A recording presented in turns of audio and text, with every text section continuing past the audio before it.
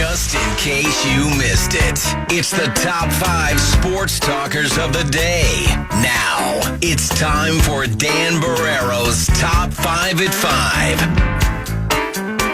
5. Man, looks like we got a lot of bad injury news, not only related to the Minnesota Wild, but related to your favorite USA international team in the Four Nations Face-Off Championship.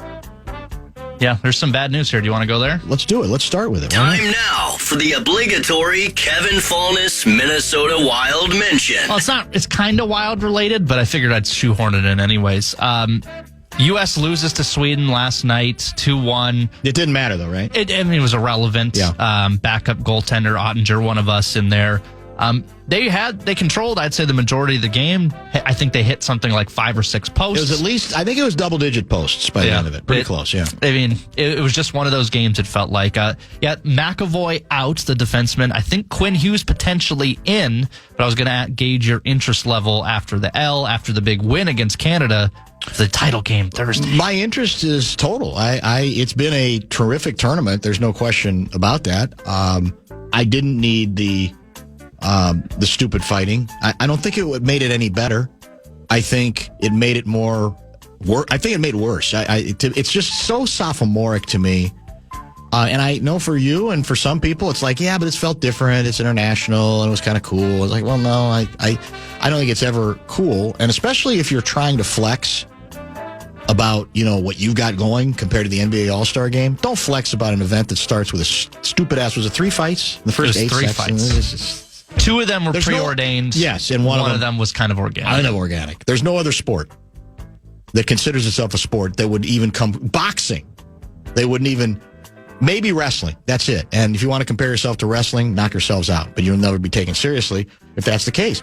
Why not just revel in the competition, which has been very good, dangerous, right? We're learning that, we've seen all these injuries. They ain't going through the motions. They're hitting.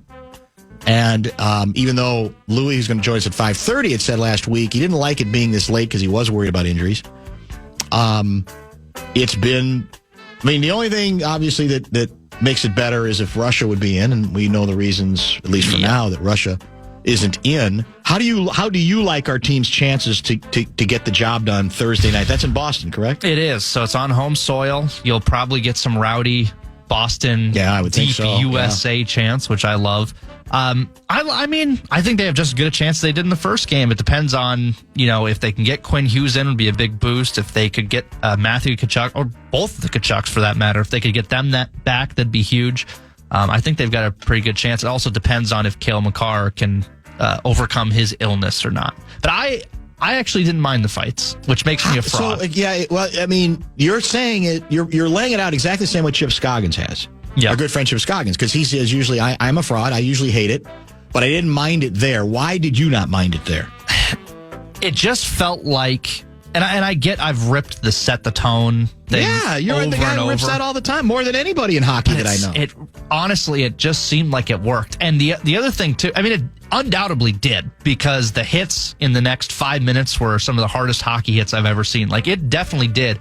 But the thing that makes it different for me is that the Tkachuk brothers and JT Miller, the 3 that fought, they can score. Yeah. They can play. They've got offensive talent. Right. There are first-liners. They're not just goons, you're saying. Yeah, they're not just paid to, to hurt minutes. people. Yeah, correct. So that's where it kind of is different for me, that if they're willing to throw haymakers, okay, I'm kind of in. I'm not going to argue with you. I don't agree with you, but I'm not going to argue. That's fair enough. That's fair enough.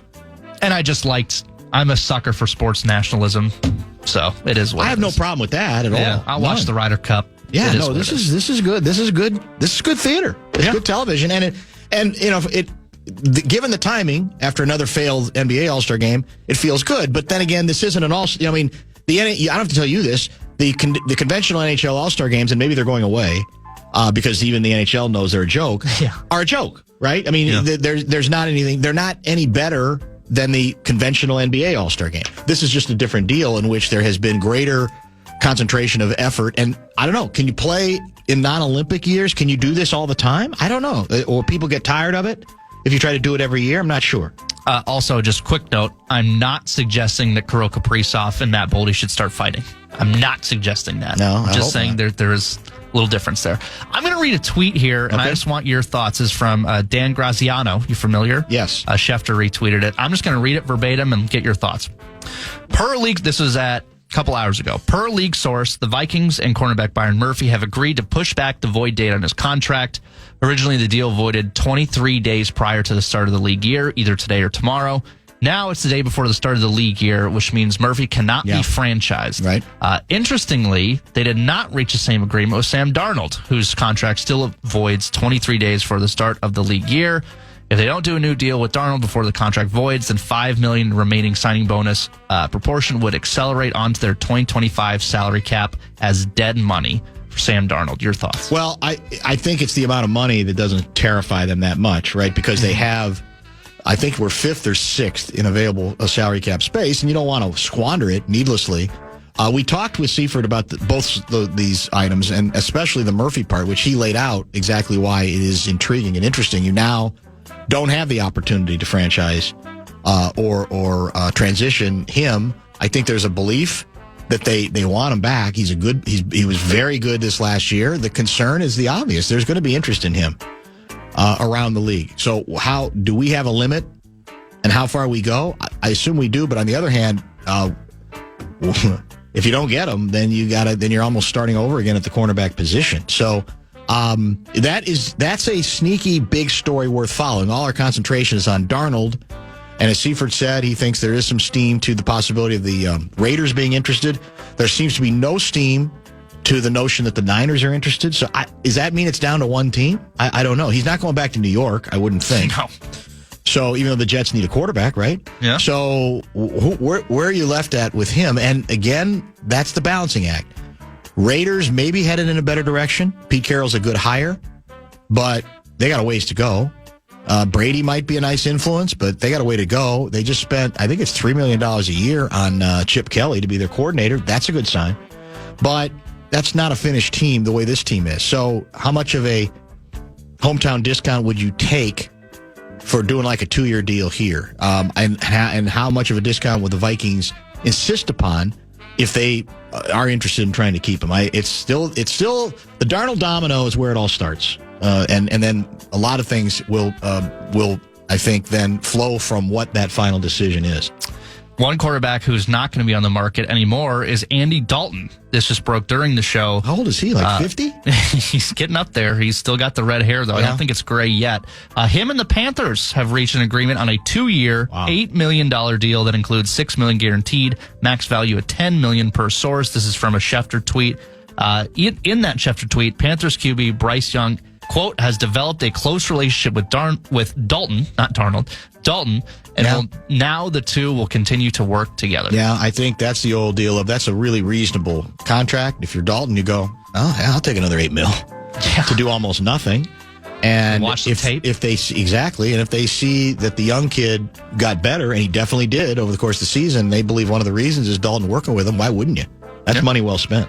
I agree.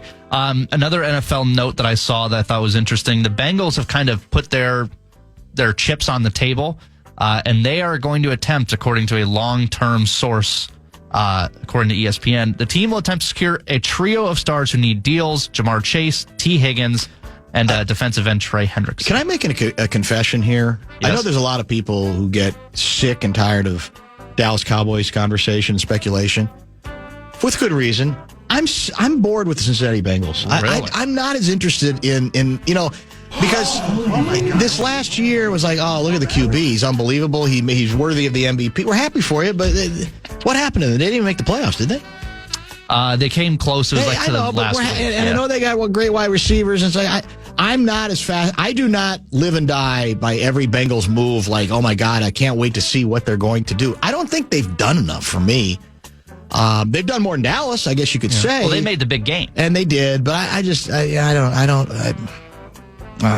not that interested in I'm not as fascinated by the Bengals and the QB and the receivers and what they're going to do next. And boy, if they ever figure the whole thing out again, man, they're going to be. That's the team nobody wants to play. How many times did we hear that last year? They didn't even make the playoffs. Yeah. I'll ask if you're interested in this person. Right. Have you heard of first baseman Vladimir Guerrero Jr.? Of course. Him and the Blue Jays have failed to come to terms on a contract extension by his Monday night deadline. The 25-year-old would hit free agency in November. Twins? When are the Twins getting new owners? I would like to know. Twins are in this, aren't they? Well, according to Lavelle, not right now. They're probably not in it. Yeah, I know. I feel like there hasn't been a lot of reporting giving us any indication about how fast things are moving. And they could be behind the scenes moving rapidly, but the lid has been kept on this story. And as we've said before, it can't be soon enough for the average rube. Maybe they'll just settle for Anthony Rizzo. No. Yeah, that's true. He's 52, isn't he? Well, he's not that old. I was looking at his stats from last year. He's prime, isn't he? What heck? Did not have a good year last year, didn't he? Horrendous year last year. That's what I thought. Yeah. Oh, that's the kind of guy the Twins would be interested in, sadly. It's like, the name, because they get excited about the name. And yeah. I saw somebody, one of the media giants from New York, basically say the Yankees should take one more run at Correa and move him to third base, and said, I don't care about how long the contract is. He's a hell of a player. He's smart. I know he played for Houston, and we hate him in New York. Doesn't matter. He said, maybe the Twins then would take a couple of our bad contracts, which means he doesn't know much about the Twins.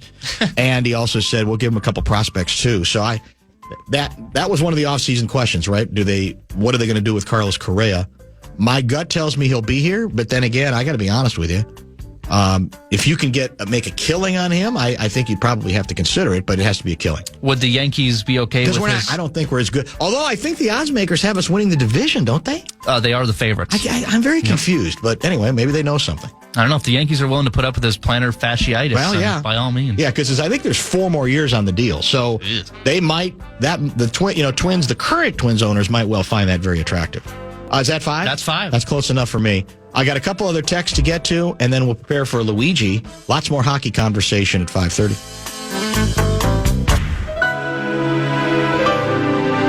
Legends of British rock Def Leppard are set to take over the grandstand at the Minnesota State Fair. Don't miss out on their countless hits when they take the stage August 26th. Check out our contest page for your shot to win a pair of tickets and admission to the fair. KFAN.com, keyword contest to enter.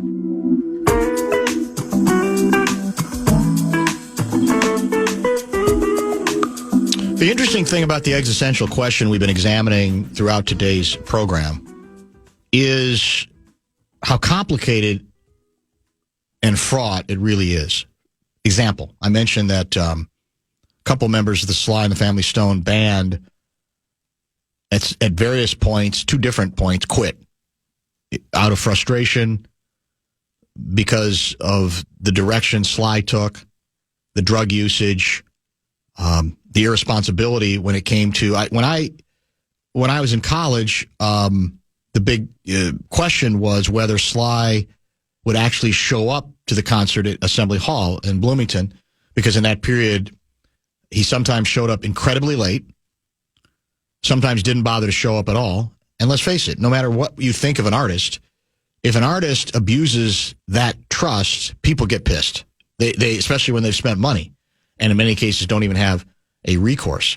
And that's where this gets fascinating to me, above and beyond what we've already discussed, that if you're the straw that stirs the drink, right, if you're the guy or gal, then a lot of other people end up becoming dependent on you because they can't be the guy or the gal, right? They might be the drummer, they might be the bassist, they might be any number of things, and they might be very talented, but they might not be able to headline.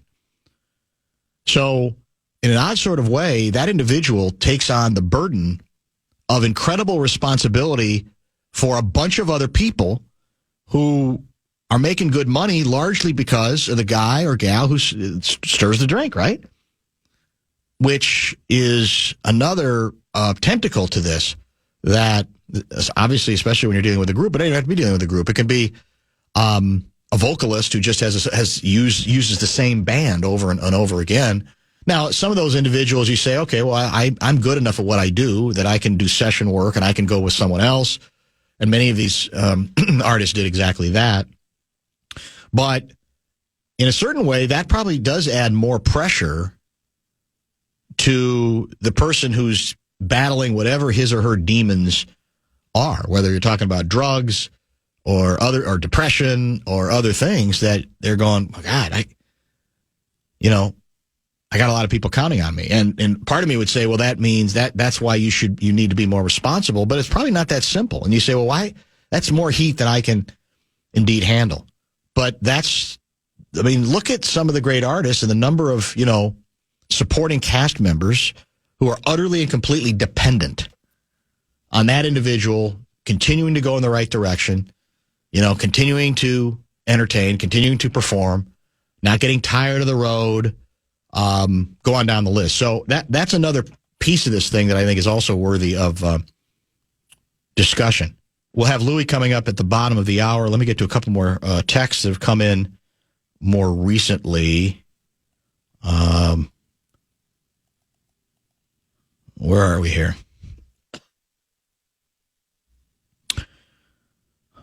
Somebody's sticking up for Rizzo, saying he was hurt last year. So, fairness and savagery. I went back and looked at his 2023, and it wasn't any better. So, not good. Dan, you say good luck to the game of hockey because of the fights, basically saying it won't flourish with the fighting, yet you look at the popularity and success of UFC. Preposterous statement, 2025 candidate? Not pro or / against fighting guy. Well, when I say it may flourish, but it won't be respected. Sorry, I don't want to hurt people's feelings. The game, when it goes down, I'm not talking about a fight that doesn't develop. I don't like any of them. But even within that realm, there's a difference between what takes place at the beginning of games or evening things up, and what might take place in the middle of a battle. And you can say you can be stubborn about how important it is to the history of the game, and you don't understand. They're on skates. They're moving at speeds that no other sport can match, et cetera, et cetera. And I'll just tell you that you might flourish very well, but I don't think you'll be taking you'll on that level. You will not be taken as seriously, nor should you be. There's nobody who can tell me that the game wouldn't be fine without that crap. It's for me, here's let me boil it down a little bit. It's the visual of two hockey players are going at it, and you have a zebra, one of the officials, who's looking at a couple other people who may be edging close to it, saying, "Oh, stay out. It's just between men. It's just going to be these two individuals, and we're going to let them go at it." There is no other sport,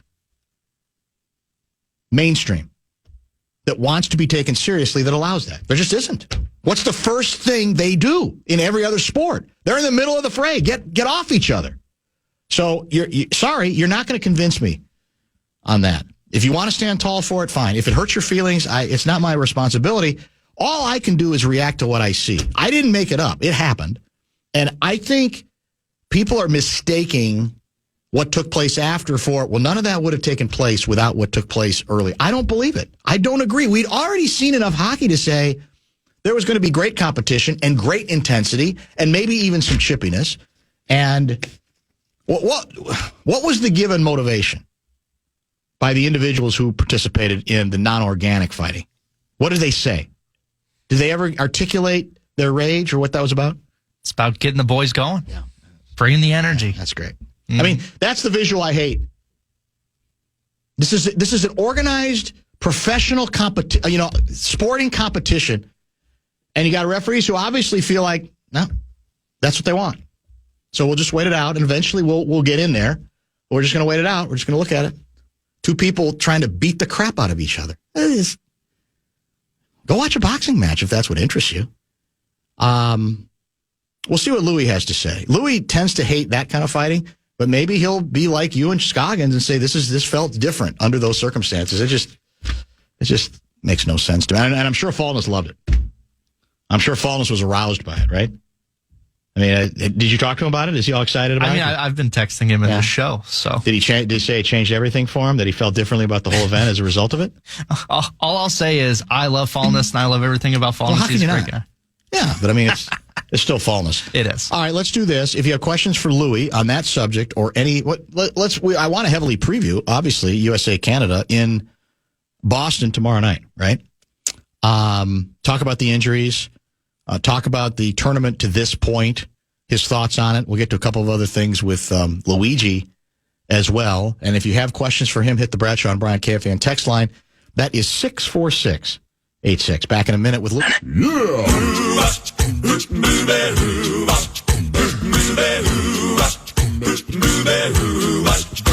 Well, she sneaks around the world from India to Carolina. She's a sticky-fingered filcher from Berlin down to Belize. She'll take you for a ride on a slow boat to China. Tell me, where in the world is Nanne? Well, on a night when, once again, we're supposed to approach 17 degrees below zero, you and I both know it ain't here.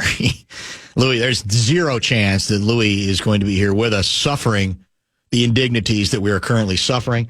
Probably 82 degrees where he is. He joins us via the Connecticut Water Systems Hotline, brought to you by Kemp's. Florida again? Yep, I've been going around Florida on a train. I had Really? business down in Lauderdale. Yeah, I hate driving on the freeways right now here. What kind of train I drive system so do they fast. have I there? drive fast, but these guys are unbelievable. Are they nuts? Yeah. What? And I'm going, I have some business up in Orlando on Saturday, Sunday, Monday, so I'm taking the train 120 miles an hour nonstop from West Palm right there. That's not bad. No, 2 hours. I didn't even realize that train system existed. Southwest Started a year ago, and there's a lot of cities in Florida now that are trying to get in on it? onto it because Stewart, Vero Beach, Cocoa Beach, Tampa, they all want to get on that line when it goes up. You can go right now. You land at Concourse C from Minneapolis to Orlando, and you get off the plane, go to Concourse D, jump on a train, and you're in Miami in 3 hours. Yeah. Well, there might be some Minnesota cities along the Southwest Light Rail line that would like to get in on that too, because the latest information I have is we ain't going to be done till probably 2033 with that disaster. But that's another story for another day. Welcome back, Jake from Minnetonka. Do you have any ins with Tom Reed? Yes, I figured you might. They're very close. He wants to know how early will he have to get to Tom Reed's on Thursday night to lock in a spot. He wants who wants to know? Or you? It's just a listener. Yeah, caller wants to know how early he's going to have to get there because we expect the anticipation is going to be for the big USA Canada rematch is going to be huge. Well, Tom's a good friend, so I think he should go over at noon. Noon, just to be safe, yeah. Okay, that probably makes some sense. Just to be sure he's got a good seat, and he'll have great company with Tom. Tom will be working hard all that day. No question about it. So do we... The game last night was rather meaningless, so we just don't... We have no concerns about, just sort of surviving that, although I guess surviving is the wrong term because we've got injury issues that are going to be part of the story. There's not really that much we really don't need to spend much time on losing to Sweden yesterday, correct? No, that was handled properly the way the team felt it should be. Any guys with just borderline injuries were held out, and they used some different players and different goaltender and the whole thing. Just you wanted to get out of the game without any further injuries, which I don't know if they did or not. We'll see tomorrow or Thursday when we see the lineup because some guys did get hurt during the game. And I don't know how serious those injuries are and how much it's going to affect the guys. What is the key to the USA getting it done again Thursday night in your mind? Well, they're going to have to play a tight game because Canada does have tremendous firepower. And especially the top four guys there, they can really score. And they got Cale Makar back on defense, who's terrific, bringing the puck out of the zone. I think Canada's goaltending is weak. In fact, when you look at it, all three of the U.S. goaltenders are better than any of the Canadian goaltenders. And that's the one hope you got. You don't want the Canadian guy to come up, and I'm sure it's going to be Bennington again, to come up with a hot game, which he's capable of. He's won a Stanley Cup. Yep. But overall, the goaltending is much better, I believe, on the American team than the Canadian team. So you got to get a lot of shots. You got to get a good forecheck going, and you really got to get to Makar before you give him freedom to come with the puck because he's so good at bringing it up and creating offense, and I think what you got to do is you got to get it to his side and forecheck and take his body right away and get him out of the play. As a competitive enterprise, Has this event exceeded your expectations thus far? No, I figured it would be like that because you had Canada and the United States in it, and you had it in two great cities. Mm-hmm. Cities that love hockey, cities that go back to the original six, and you didn't have any question there was going to be that. Where it exceeded my expectations is on the viewership. It hit all-time highs, Yep. with the exception of the Stanley Cup final. They had 5.5 million people in the U.S. without streaming. God knows how many they had in Canada. So the viewership for that game was much more. It was much larger than I expected it to be. Can you do this? We talked about the one thing you weren't crazy about was how late it was and the injury issue, which has certainly reared its head. Those are legitimate concerns. So because of those things, is it unrealistic to think of the idea of, okay, this is our new All-Star game? Because this is better, obviously, than any All-Star game in any sport. So in non-Olympic years, let's just keep doing this in perpetuity. Is that realistic or a possibility, or what do you think? I would think it's a strong possibility. Next year you got the Olympics, right. So you're going to have the traditional All-Star game, which is a waste of time as far as I'm concerned. No question. But it's not going to be anywhere near this kind of hockey or with this kind of intensity. But after that, I think that they really should just revert to that. And if you're going to have a break and you want something to generate income, and you want to make it very interesting for the fans, and this is far and away the best way to do it. Yeah, and I think to that extent it's been very good. Now I've got a lot of people in the hockey community unhappy with me because the fights 9 seconds in did nothing for me. They did absolutely nothing for me whatsoever. What did it do for you? Well, if you remember when you asked me if it was going to be like the All-Star game, yeah. I told you, Dan, you have no idea the difference in this. And I was saying that because I've had the good fortune of playing in that event, the first one in 1976. Mm-hmm. And I know what happens every time you get in the competition between countries, especially now it's Canada and the United States. It used to be with Russia. And I can't explain the feelings that go through your mind, your body, and the whole works. That's why I knew there'd be injuries, and there have been injuries, and that's what you worry the most about. I knew there'd be intensity. I didn't know if there would be fighting, but I wasn't surprised that there was. I was surprised it happened at the end first of the game because some people thought it was staged. That was far from staged. It was staged on one side, yeah. Like I'm reading Hagel's comments says, it was everybody texting on their side.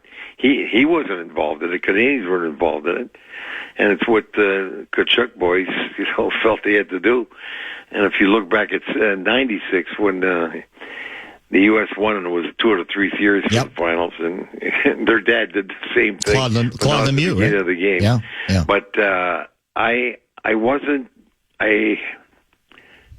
I don't feel as strongly about that as I normally do about fighting, because I know the feelings after hearing the crowd the way they're going. I was so upset sitting there watching the screen that I was hyperventilating. I was very, very upset. It's about the anthem booing? So, yeah. Yes. It brought me back to the Olympics when they were in Vancouver. And I was at those games, and I'm sitting in the crowd. Canada's playing Russia, and the Canadians were cheering for Russia. It brought me back to the World Junior when Canada again was playing. I think it was Sweden, and it was in Vancouver again, and they just booed the anthem. That was around 2004 or something, and I get incensed about that. And I can't believe they're doing that. So I was very upset at that, and I could see how the players, if I was on that bench, I would have been blowing my mind too. I have to tell you, it's such a different feeling than playing in a National Hockey League game. You don't experience that. When I would go and give speeches and talks about that, that's something I always refer to.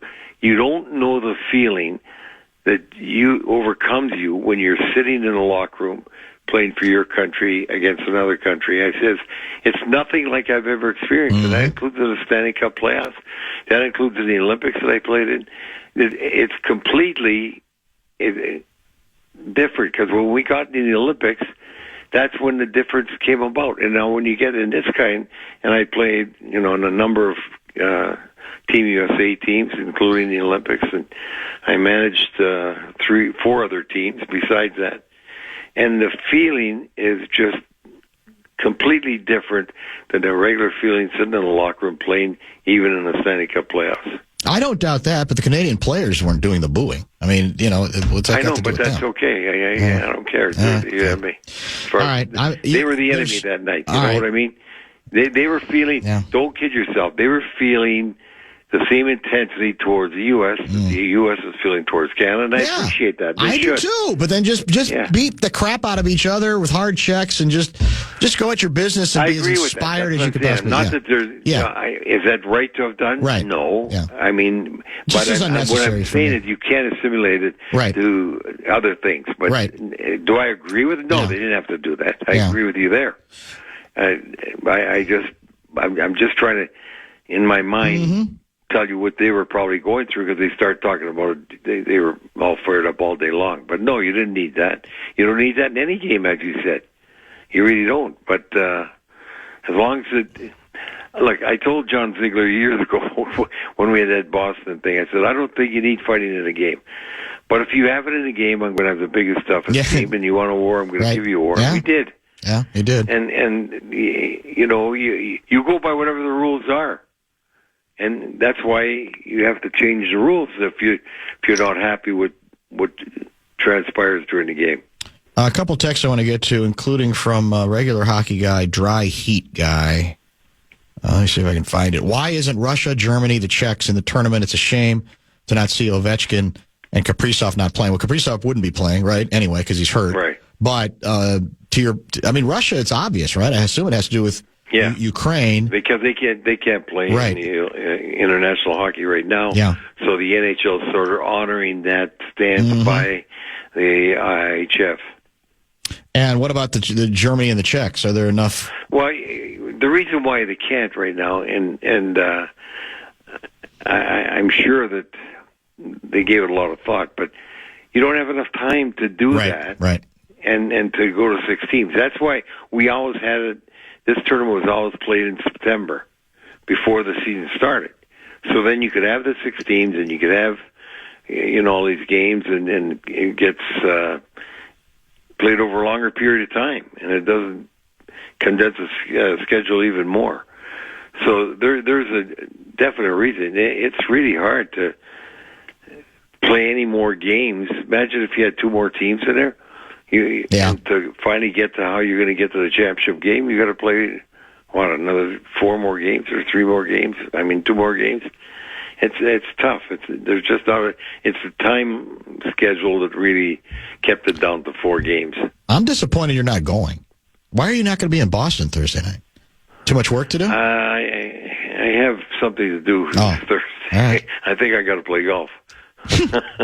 What's happened to you? This is. I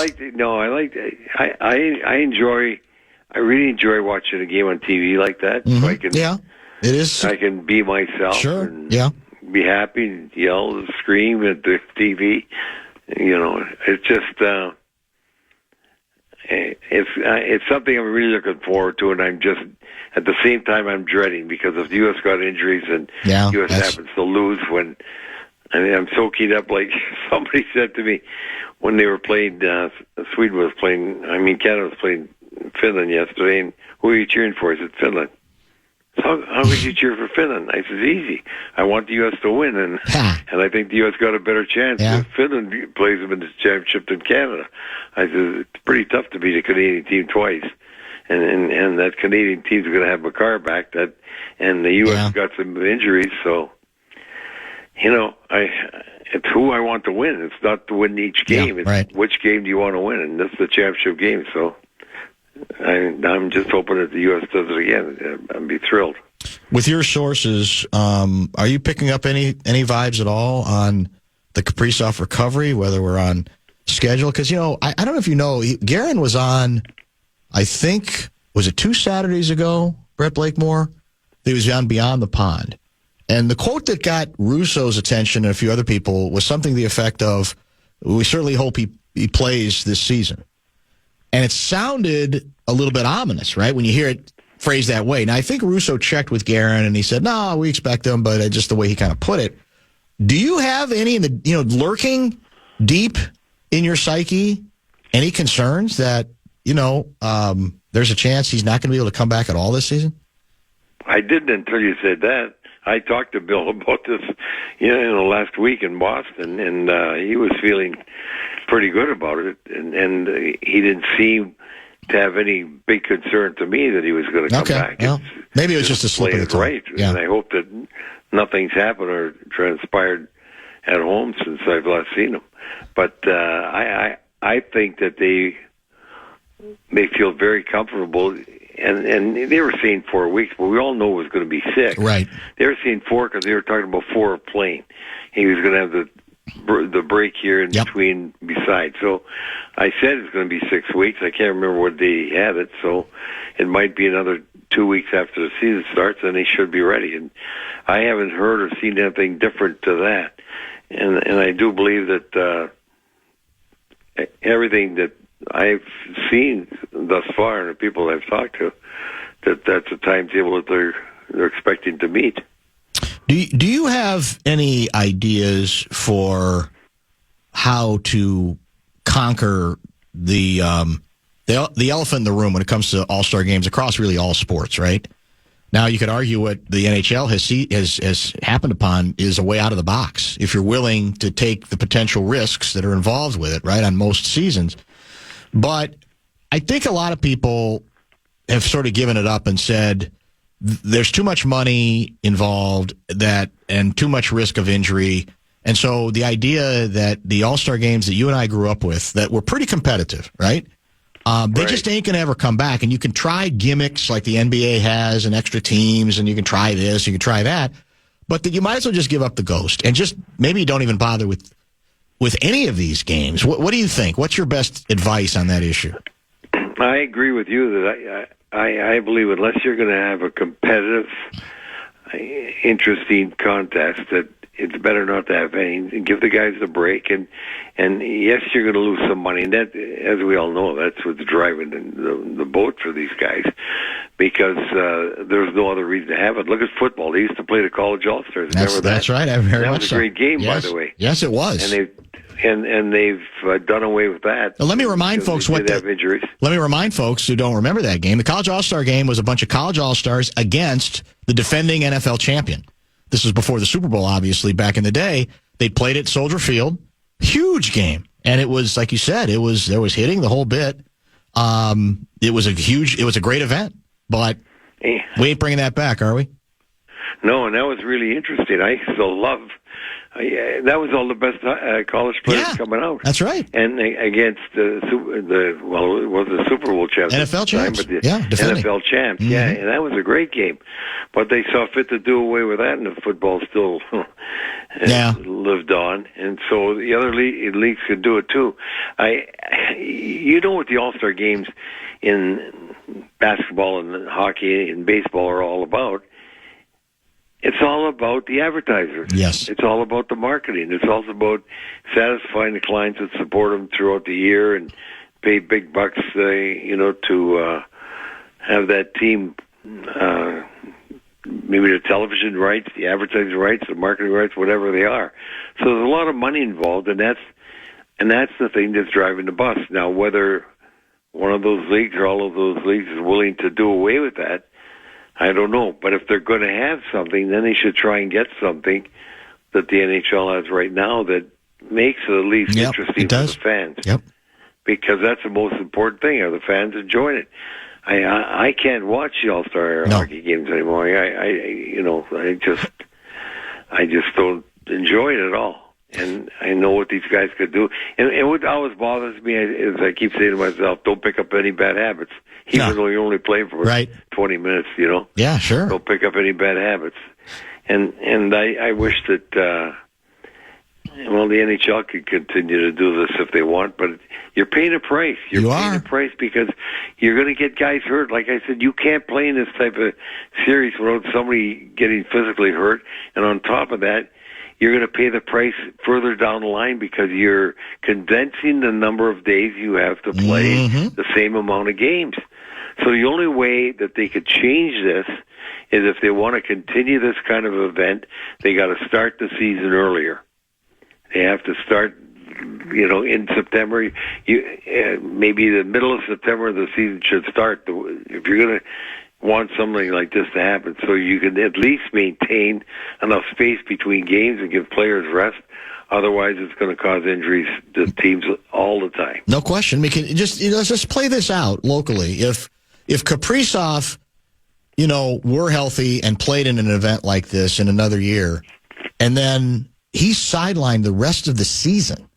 I mean, just imagine the blowback, the reaction here. It'd be like, our season's over now. It's done, and, right? And on the fans would be saying, for what? Exactly. For some All-Star games? That's it. That's exactly what I used to say. Yeah. And look at the first game that happened. Theodore, who's a top defenseman for Vegas. Now, I don't know how long he's going to be out, but he's definitely out. And it looked to me like he when he got hit and went into the glass, he got his hand up. And if I'll tell you, because it happened to me, where that hand goes back, if you break your navicular bone, you're 12 weeks in a cast. And to me, it looked like he could have done that. Yeah. And if he's done that, then he's out for the rest of the year. That's right, exactly. Yeah. Okay. After 6 weeks, he could probably play with the cast, but that's still a long time, and that's what happens in these games. Yeah, and in a sense, I think what we're saying is we sort of understand how it's gotten so unwatchable. But on the other hand, what I talked with Double T about, Trent Tucker, on Monday, was I've almost reached a point, and I don't know, maybe this is unrealistic, that what you do is you don't even bother with a game. You have a weekend, you do some skill stuff, you bring in all the muckety-mucks, right? All the big advertisers, you have meet and greets with some players who are all-stars, whatever, and don't even bother with the pretense that deep down, we kind of, as much as we hate the old-fashioned competitiveness at All-Star games, I think you and I both understand why that's probably not feasible. But then don't irritate everybody by still trying to create the illusion that there's a game. Just don't even bother with the game. Can you have a weekend where you move it around to cool cities and people have their parties and they have their events and they have their history taught, whatever, and they just say, well, but we're just not going to do a game anymore. I like that idea because I will tell you this. If I'm an advertiser and I'm there because they're trying to entertain me, I would thoroughly enjoy having dinner with one, two, some of the players. You speak with the players throughout the advertisers. You have a nice dinner, maybe on the floor of the arena, which you can do, and spend time with the players rather than having the advertisers watch that All-Star game itself. The players would probably like it better. It's easier on them. They don't have to go out there and just do nothing. The advertisers certainly would like it better because they get to spend the time with the players where they don't get any quality time with the players. They're just watching the game. And you get the break that you need for the whole league. So, yeah, I'm all for that. I think that's a better idea than what they're doing today in all those sports. Yeah, I think I don't know. Again, there's fine print you'd have to work out, but I think there's ways to do it. I really do. And, what the NFL has done, I didn't really watch the flag football game. I guess you could do something like that. I don't know. I don't even think I think that's a waste of time myself. But if you want to do some skill stuff, go ahead and then just say we'll have a couple parties and, that's it. We'll have a couple of speeches and, move on. Yeah, one of the nights you could have, you can maintain the skill contest. Yeah, exactly. Yeah. And that's nice and light on the players, and there's a good atmosphere around that, and there's fun to see them take part in those whatever they are contests. But I think the fact that if you had a night when you're just entertaining all those advertisers with all those players, if I was a salesman, I'd be able to sell more that night than any other night. No question. All right. You'll be happy to know that last night I think we went down to minus 17 or 18 temperature. Tonight, I think we're going down to minus 15. And I know you miss it. When it gets that bone-chillingly cold, deep down I know you definitely miss it. But then we're supposed to head, by the end of the week, into the 40s here. So you might reconsider the possibility of coming back at that point. Well, I'm coming back a week from Saturday because I'm going to go with the Wild to do the games in Seattle and Vancouver. Oh, that's right. And I'll be back Okay. for the Boston game a week from Sunday. Perfect. So I'll get. Yeah, you'll get there. When I looked, it's supposed to be in the 40s, which is a little better. Yeah, it's slightly better than it's been, man. It's been a meat grinder. I'm not going to lie to you. It's no snow, but the most serious cold I think we've had in a while. And then half the population, like I'm battling. I think I might have the flu. There's a bunch of people. There's a lot of stuff going around right now. Meanwhile, in Florida, everybody's healthy, right? You and everybody else, because the temperature's wonderful. The palm trees are swaying, and you're playing golf. That's you couldn't describe it any better than that. That's so accurate. I always watch the Minnesota News at Of course 5 you do. and 6 here, Yeah. just to see the temperature. And You I love said, it, don't tonight, you? They said tonight it's going to Yeah. be minus 40 Yeah. with the wind chill. You love that. You just revel in I it, do. don't you? Oh, yeah, boy. That's unbelievable. I do. I call my kids and say, "Geez, how you doing up there?" Who knew that Louis has a vicious bone in his body? Turns out he does. Enjoy the hockey Thursday night, and we will chat next week. Thanks, Luigi. All right, looking forward to talking to you. Always Thank a pleasure. You. Thanks, See man. you. That is Lou Nanne, brought to you by Kemp's, as always. A reaction to our discussion with Luigi, 64686 is the Bradshaw and Brian KFAN text line. We still have a solid 30 minutes to go. Don't go.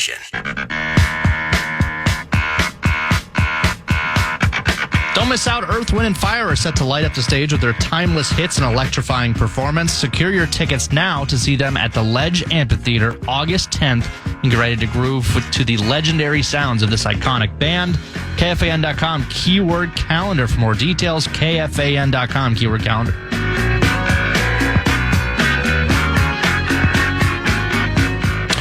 Do we still have the Minnesota calendar of calamity, sports calendar of calamity sounder somewhere, or did it Certainly do. get lost? Here it is. It's the Minnesota Sports Calendar of Calamity. On this date in Minnesota Timberwolves history, I'm confused, either 1995 or 1996, Minnesota has two different years. Christian Laettner went off on a rant shortly after the Wolves were edged by the Washington, then called Bullets, 108 to 96. And apparently this meltdown came with the rest of the team not in the locker room. I don't know if this was later after that, but among the things that Laettner said, you need certain people to shut their mouths and you need other people to take over the team. You've got to have the rookies and the young kids shut up. And you got to have the coaches and the rest of that quote I don't see. Here it is. Take care of the team. We've got some big britches on this team. We've got a lot of people who know everything. That sounded very much like a shot at prize rookie Kevin Garnett. Now, the question on the table is whether that was the occasion for the famous Laettner loser, loser, loser, loser, winner rant. I think my recollection is that took place during the day after a practice. I don't think it took place after the game or a game. So it may have been around the same time because a few days later, Laettner was indeed traded to the Atlanta Hawks. That was what was the name? It was Andrew Lang. I think the big man was Andrew Lang, who tried to flunk the physical here. The Punisher was the nickname he got here. And Laettner went to Atlanta and then eventually was an all-star one year, if I'm not mistaken. But, it was a time of great dysfunction, obviously. A time where Laettner wasn't completely wrong, but Laettner at that point wasn't good enough as a pro player to sort of go off the way he did. And that was the dilemma the Wolves had, is they really didn't have, there was really nobody in charge that had the gravitas to be in charge. Laettner wanted to be that, and he was, obviously. He's one of the greatest college players of all time. And he became a decent pro player. As I said, he was an all-star, I think it was only 1 year. But it was it was a time where you're just going, this is just a cesspool. There's nothing functioning about this team. There's nothing adult about this team. There's nothing really to build around, although ultimately it was KG, obviously, and maybe that was already known at that point. Probably part of the reason the move was made on Leitner to say he's too toxic in this situation. And let's be honest, KG's not a finished product as a rookie, but we're going to build this thing around him. We're not possibly going to build this around Leitner. So let's just move on. Let's get him out of here and move on with the rest of our lives. And eventually, of course, it was going to be KG. It was going to be Steph Marbury. That, too, became a dysfunctional situation because Marbury felt like he wanted to be the man. And he wanted the money before it was due him, so to speak. And so then he said he wanted out. And we had the three-way trade where we ended up with Stop and Pop, Terrell Brandon. So it's hard, again, I think, for the kids to have any, to relate to those days because they were, every day you just felt like you were shaking your head. And either by performance on the court or some controversy behind the scenes, he just said, well, they're never going to get out of their own way. They're never going to figure it out. They're going to constantly be one of the laughingstocks of the National Basketball Association. And that's why I've always valued, the feelings of the longtime fans who I think had every right to feel even stronger about what took place last year than the kids because of what they had suffered, what they had been through, including the possibility the team was going to leave. So all of those things, the Leitner. And, what's funny about Leitner is that eventually there was a stretch of time where he became a semi-regular on this program. And he was tight with Saul Brandis, who was the strength and conditioning guy, and then used to come back. He'd come back every summer to fish with him. Big-time fisherman was Christian Leitner. He still might be. Then we kind of lost track of him because there were some accusations and some investment deals that he owed some people, some other players, I want to say including Scottie Pippen, some money. And so then he kind of went south a little bit, and he wasn't as available, a little bit more uncomfortable. But he became a really good guest on our show. He's a guy, I think, who admitted when he was on with us that he had to grow up a little bit and had to change and had to maybe be humbled to a certain extent. And I will say again, for my money, he's easily one of the top 10 college basketball players of all time. When you factor in individual performance and team performance, he's there. I think he's right there. And, you have, when you write, when you're an ink-stained wretch and you write 4 or 5 columns a week, I think I was mainly writing 4 back in the day. You have ones that you try to bury. You have ones where you look back and you go, what an idiot. And one of those was about Leitner, because the year the Wolves ended up with Leitner, they were supposed to get, but mathematically, in terms of losses, the number 1 pick. And the lottery then, I think, was top 3. And guess what? We went down from 1 to 3. And remember, that year, 1 was going to be Shaquille O'Neal. 2 was going to be Alonzo Mourning. And I wrote the day after, I remember it well, I said to Wolves fans who were devastated, obviously, you want Shaquille, right? But I flat out predicted, and I wasn't alone with this, by the way. Mike Wilbon, once upon a time, agreed with me. I don't know if he'll own up to it, that Christian Leitner would end up being a better professional basketball player than Alonzo Mourning. That didn't work out. Leitner wasn't a washout, but he was nowhere near as good as Alonzo, obviously not as good as Shaq. And I tried very hard, very unusual for me. Instead of pouring gasoline on the fire, I was attempting to be the voice of reason. It's okay. Calm down. The guy's versatile. He's a winner. He's a great player. He'll be able to do a lot of more things in the NBA than you thought that he could. And he'll be more skilled offensively than Alonzo. Well, maybe he was, but Alonzo was so good defensively, even not being as tall as Shaquille, that turned out to be one of the more preposterous statements that I ever wrote. So you got to own up to stuff like that. It happens. Sometimes you get them, you nail them, and other times you get mocked and ridiculed. Rightly, in this case, because I couldn't I think what happened with me is I fell in love with Leitner as a college player, and he was so good. I said, this is going to translate more than you think. He's just got it. He's got a knack. And the truth is, some of his physical limitations most assuredly did show up at the National Basketball Association level. We got one more pause to get to, and we'll come back with, I guess the best way I could put it is breaking Vikings news of a confirmation of a story that we spent some time on with Kevin Seifert in the first hour of the show. We'll explain as we wrap things up next.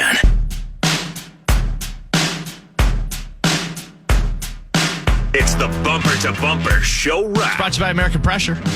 Thank you, Kevin Seifert, who joined between 3:30 and 4. Thank you, Kyle Potter of Thrifty Traveler, MN, who joined between 4 and 4:30, who tried to put some measure of perspective on the plane mishap in Toronto, Ontario, at the airport there, a flight that had just left the Twin Cities of Minneapolis and St. Paul. That was between 4 and 4:30. Luigi joined at 5:30 from sunny, palm tree swaying Florida, mocking the below zero temperatures that we continue to deal with. A lot of talk about the existential question of the day for this show, which had to do with my watching a new, outstanding, searing documentary on Sly Stone. And it raised it's sort of the rise and fall. It's the genius and the tragedy that are all part of his story, all kind of interwoven. And that led to the existential question. When you're an artiste that talented, in a popular sense, is that, to a certain extent, the price you pay? That the things that make you vulnerable to and maybe longing for greatness, getting this genius out of you, is it the same stuff that makes it almost inevitable? Those vulnerabilities, those wants and needs that have you on a fast track to combustibility, to losing it all.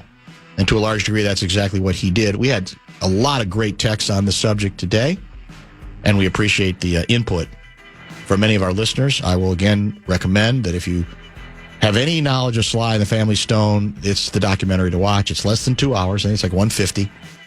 I wanted more, actually, but the footage is tremendous. It's a Questlove production. Extremely well done and well worth your time. Even if you didn't grow up with his music, you have grown up with his music. As we said earlier, he's influenced so many people. Jimmy Jam is heavily represented. Terry Lewis is as well. And we may even try to have Jimmy on soon on that and some other subjects. It's been a while since we have. So that was kind of the show. We did get into some Viking stuff with Seifert, obviously. And Ben Gessling has confirmed an item that Seifert had mentioned had originally come from Dan Graziano of ESPN, that the Vikings have pushed back Byron Murphy Jr.'s void date to the last day before free agency, which gives the team more time to work on a deal with the cornerback. Now, as Gessling points out, and Seifert told us this as well, Murphy's deal was set to void this week. It's part of the agreement. The Vikings cannot use the franchise tag on him. In other words, if he's back, it will likely be on a lucrative multi-year deal. Does this mean they're ready to do it? Is there a price that they won't, rise above? I have to believe around the league there's going to be great interest in him on the basis of a very good season and the need for cornerbacks. So that was part of the discussion with Seifert, and now, as I mentioned, Ben says his sources have confirmed the Graziano report. I think Ben's back in town Friday.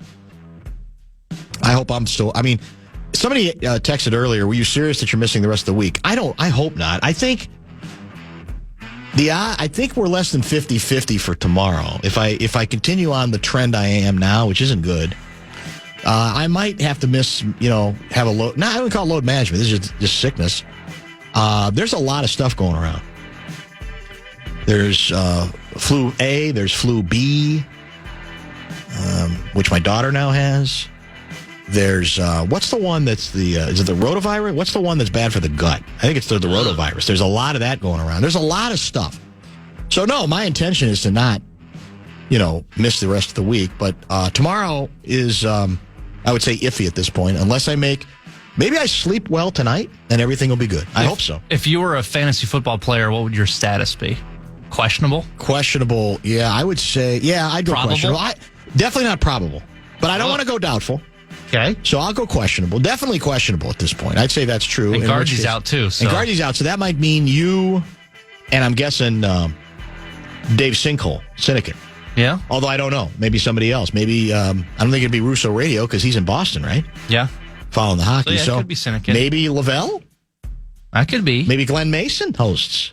He's asked about it. Abbott's got ideas I think will be covered. So hopefully it will be a false alarm and I will maybe just need another good night's sleep.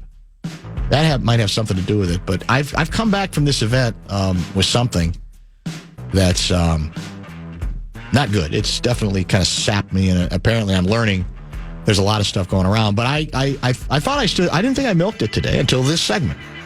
No. I mean, I milked it a little bit early, slightly with Luigi, and then I went heavy. You're right, this segment, I'm not going to lie. But otherwise, I think pretty good. You're so distracted because you can't get enough of this new video golf. What do we call this golf? I'm listening. It's TGL. TGL, and this is where it's at an arena. Yes. Not a stadium. Mm-hmm. And then you're hitting into a simulation game, basically? Is that how it works? Yeah, so you hit into a sim into that giant screen until you get to, I think it's within 50 yards. Okay. And then it transitions to where your ball went in the sim. They put it down in real life, and then they play the rest of the hole. So all the putts and the chips and stuff are all in front of a live studio audience. And I think it's just... Is it taking off? I think people it getting is. Into it? Yeah. I mean, now granted, I'm in my own echo chamber, so who knows? No, that's okay. But I saw a couple decent I'd texts. rather watch this than two stupid, unorganic hockey fights at the beginning of a game, even an international game. I'll take this over that. At least they're not... Do they fight at all in this? Maybe they would actually help ratings if they fought. They don't. The nice thing, too, is they're all mic'd up at all times. So you I have heard that. Get their thinking of where the putt's going to go and what they want to do. It's a lot of fun. How's Tiger's back? Tiger this league has not been his friend. Jupiter is having a rough go of things, but he's got a teammate, Tom Kim, that's really good. But look at this. Downward, lie into the bunker. Yeah. This is going to be a tough shot here for Tiger. Who was the Guardsy's watching, you know that. Who's the kid Tiger came out with? Do we know? Did you see that part when he came out? What happened? Didn't even get out of the bunker. Are you serious? How's that possible? Wow. Where'd the ball end up? Back in the bunker. Back in the bunker. I don't see it. Kevin Kisner's got to go back in there. Man. Yeah. So it sounds like the bit is, though, you have fun with it, you keep it pretty light, right? That's the idea. You make it entertaining. I mean, there's a lot of celebrations and fist pumps. To win it, how much money is in an average event like this? That I don't know. Okay. I know there's a trophy at the end of there's playoffs, there's standings. There's got to be money though, right? Oh, you would think. Yeah. I don't know but then there's also the hammer rule that they do. It's kind of fun. What is this? 22-inch for Ricky? There's a shot clock too. You love that. I love that. I can't get enough of that. Yeah. Will you run it down? No, he didn't even run it down. Got it. Hang on. Oh, man, that's a good putt. Oh, just wide. Yeah. See what I'm talking about? Yeah, it's okay. I mean, I don't think I'd actually sit down and plan my day around it, but, if it happened to be on, I might watch it for a minute or two. Yeah. It's just fun, mindless Tuesday night watching where nothing else is going on anyways. That's what I like. In addition, Larry Mandela guy writes to the NFL, the NBA champions also used to play the college All-Stars. I know this because in 1951, my uncle Pat Costello was an All-American at St. Mary's in Winona and was chosen to play with the All-Stars alongside Bob Pettit and Johnny Red Kerr against George Mikan and the Minneapolis Lakers at Chicago Stadium. That's a hell of a nugget by Mondello guy, if it's not a bit, because with him you never know. It doesn't sound like he's playing that straight. I'm going to look that up. I'd never heard of a college all-star game involving the NBA champion at that point. That's a good one. That's a nice little nugget, if he means it. And with Mondello guy, it's always, as we know, 50-50. Tomorrow, if I'm around, would be Kessler Day. I want to say there might be something else that Guardsy had planned, but we'll figure it out. So I hope to make it back. I might take a day, in the middle of the week to kind of, get myself over whatever this crud is. We'll see how that goes. But we'll have you covered one way or the other. Thank you for listening. Thank you very much for watching. Don't forget to podcast the show, as many of you do. And we'll talk to you tomorrow, I hope, at 3 o'clock right here on The Fan. Whenever